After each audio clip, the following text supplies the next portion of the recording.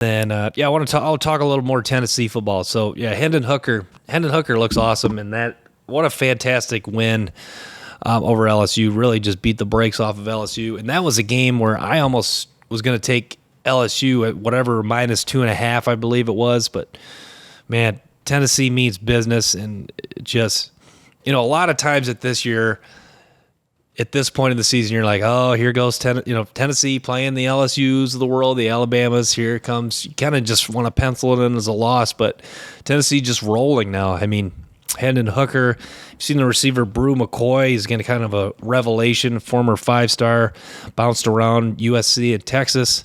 Looks like he's finally found a good fit at Tennessee. And, yeah, I'm loving it. And I'm happy for Tennessee. And I'm excited to see what goes down against Alabama. It's it's got the makings to be a showdown. You'd have to, deep down,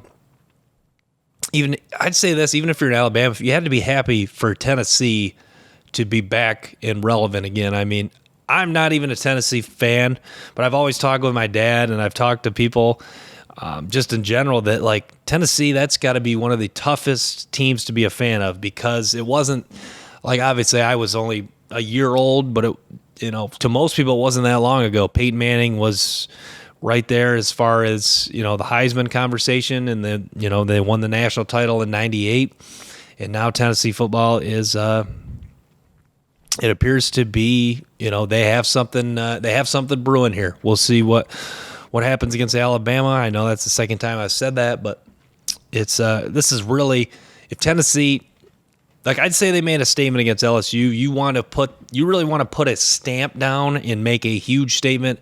It's this Saturday, third Saturday in October against Alabama. You go out, Hendon Hooker balls out.